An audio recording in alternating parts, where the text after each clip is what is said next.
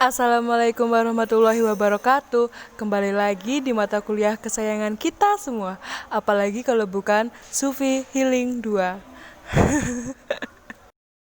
Kali ini, kelompok kami yang beranggotakan saya, Juninda Dobib, serta dua rekan saya, Rahma Oktavia dan Sandi Irsyad, akan membawakan sebuah tema yang sudah tidak asing lagi di telinga kalian, yaitu terapi EFT. Pasti kalian sudah sangat tidak sabar, bukan? Oke, kalau gitu, let's check it out. Kita lihat materinya. Yang pertama, ada sejarah dan pengertian EFT. Yang kedua, ada manfaat dan tujuan EFT. Lalu, yang terakhir, ada bagaimana teknik dalam melakukan EFT. Sejarah dan pengertian EFT. Dapat dikatakan EFT adalah versi emosional dari akupuntur. Bedanya, EFT tidak mengandalkan tusukan jarum melainkan hanya ketukan ringan pada ujung jari. Teknik penyembuhan timur akupuntur sendiri sudah berumur lebih dari 5.000 tahun. Dr. John Diamond menulis tentang hubungan sistem energi tubuh dengan gangguan psikologi. Dari konsep ini dilahirkan cabang baru dari ilmu psikologi, yaitu energy psychology. Asal-usul EFT lebih dari 5.000 tahun yang lalu. Di Cina, biara Shaolin dan Taoist menjelaskan energi dan titik meridian pertama kali diperkenalkan. Pengembangan EFT juga merupakan rangkaian sukses Dr. George Goodheart, founder Applied Kinesiology, dan Dr. Roger Callahan, founder TFT atau Thought Field Therapy. Pada awal tahun 90-an, salah satu siswa Dr. Callahan, Gary Craig, menyarankan algoritma TFT dan prosesnya dibuat secara universal agar boleh diterapkan untuk semua permasalahan mental, emosional, dan fisik. Gary Craig adalah Stanford engineer, master NLP practitioner, dan pakar personal development. Dari Gary Craig, istilah EFT dilahirkan. Ia menyederhanakan TFT hingga menjadi teknik yang lebih mudah tetapi tetap efektif hasilnya. Gary telah menguji efektivitas EFT secara ekstensif, baik pada kasus berat maupun ringan, dan merumuskan tekniknya secara sistematis, mudah dicerna dan dipraktekkan. Selama beberapa tahun sejak tahun 1991, Gary berkeliling Amerika untuk menawarkan terapi gratis. Puncaknya, ia menawarkan diri untuk menerapi para veteran perang Vietnam di VA atau Veteran Administration yang telah puluhan tahun menderita PTSD atau Post Traumatic Stress Disorder. Para veteran perang yang malang ini selama belasan tahun telah ditangani oleh belasan psikoterapis tanpa menunjukkan hasil positif yang signifikan. Ajaibnya, dalam waktu 6 hari, Gary Craig berhasil membebaskan 20 orang veteran dari penderitaan emosi yang mereka derita selama puluhan tahun. Emotional Freedom Technique sendiri adalah suatu terapi yang menggunakan titik meridian tubuh sebagai titik tenaga. EFT bekerja berdasarkan pada penemuan ketidakseimbangan sistem energi tubuh yang memberikan efek pada psikologi seseorang. EFT adalah suatu bentuk emosional dari akupuntur tanpa menggunakan jarum, hanya mengetuk dengan 2 jari untuk merangsang titik-titik meridian tubuh dari klien sambil klien tune in pada masalahnya. Baik, terima kasih Mbak Rahma. Lalu, apa sih tujuan terapi EFT itu? Jadi, menurut Zainuddin, dalam Sifatul Uryah, tujuan terapi EFT adalah untuk membantu orang lain, baik individual maupun kelompok, dalam mengurangi penderitaan psikis maupun fisik. Sehingga acuannya dapat digunakan untuk melihat tujuan tersebut yang ada pada moto yang berbunyi Logos. Loving God, blessings to other, and self-improvement. Adapun 3 hal yang dapat diungkapkan dari moto tersebut adalah yang pertama, loving God, yaitu seseorang harus mencintai Tuhan dengan cara aktivitasnya untuk hal-hal yang baik dan tidak berlawanan dengan norma yang sudah ditentukan. Yang kedua, blessings to the other, yaitu merupakan ungkapan yang ditujukan agar kita peduli pada orang lain, agar kita bisa menerapi. Yang ketiga, yaitu self-improvement. Self-improvement memiliki makna perbaiki diri sendiri, mengingat adanya kelemahan dan kekurangan pada setiap pribadi. Sebab itu, melalui refleksi ini, seseorang akan mawas diri, bertindak hati-hati, dan tidak ceroboh dalam kehidupan sehari-hari. Dan tujuan seutuhnya IFT adalah tidak lain membawa manusia dalam kehidupan damai dan sejahtera. Selanjutnya adalah manfaat terapi IFT dalam berbagai bidang.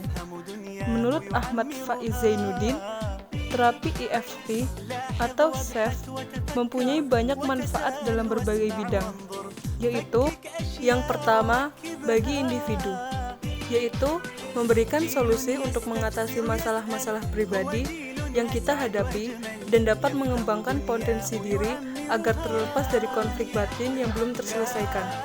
Sehingga, setelah bebas dari lingkaran beban emosi ini, seseorang mampu mengembangkan potensi dirinya secara optimal. Yang kedua, bagi kelompok, yaitu dapat menciptakan hubungan yang kokoh bagi setiap masing-masing anggota keluarga. Dengan IFT atau SEF sebagai penetralisasi emosi yang negatif yang sering timbul di dalam keluarga, seperti rasa marah dan tersinggung, rasa takut kehilangan, dan sebagainya.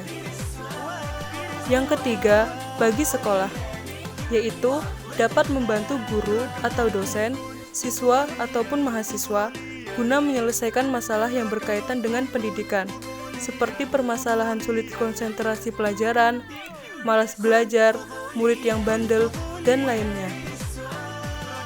Yang terakhir, bagi kesehatan, yaitu memberikan manfaat yang dapat membantu menyembuhkan penyakit fisik tanpa pemberian obat-obatan ataupun dengan operasi. Karena dengan cara tapping di titik meridian yang tepat dapat memperbaiki dengan memanfaatkan energi tubuh dan kekuatan psikologi. Baik, selanjutnya akan dilanjutkan oleh Mas Sandi Irsyad. Baik, selanjutnya teknik EFT atau proses terapi EFT. Ada beberapa langkah dalam melakukan terapi EFT. Teman-teman sudah pada tahu semuanya dalam mata kuliah kita psikoterapi. Yang pertama yaitu setup, persiapan. Langkah awal kita perlu mempersiapkan diri agar terapi bekerja dengan baik. Fokus pada emosi atau masalah yang tengah kita hadapi, lalu masuki kesadaran untuk akses ke hal-hal positif. Lakukan setup dengan betul-betul merasakannya. Ambil nafas dalam dan hembuskan. Kalau masih ada perasaan gelisah atau perasaan lainnya, berarti masih belum fokus. Sebaiknya kita minum air putih untuk menyegarkan tubuh kita. Ada dua cara dalam melakukan setup sebelum tapping. Yang pertama, menetralisasi terlebih dahulu ketegangan bagian limfatik dengan menekan dada menggunakan dua ujung jari telunjuk dan jari tengah yang dideretkan. Tekanan itu meliputi bagian sore spot. Pada tahap ini, lakukan ketukan ringan sambil mengucapkan masalah kita. Ungkapkan masalah itu sejelas-jelasnya. Contohnya, walaupun saya menderita sakit, misalnya sakit kepala, walaupun saya menderita sakit kepala, saya terima diri saya sepenuhnya. Nah, lakukan langkah tersebut sambil mengulang-ulang afirmasi tersebut. Yang keduanya, menggunakan karate chop, yaitu bagian pinggir dari telapak tangan yang digunakan untuk mengkarate. Teknik untuk karate chop adalah dengan menepuk-nepuk sisi kiri atau kanan pinggir telapak tangan dengan dua ujung jari kita. Pada dasarnya, kedua sisi itu memiliki efek yang sama. Selanjutnya, biarkan pikiran dan energi kita mengalir sebagai suatu kesatuan.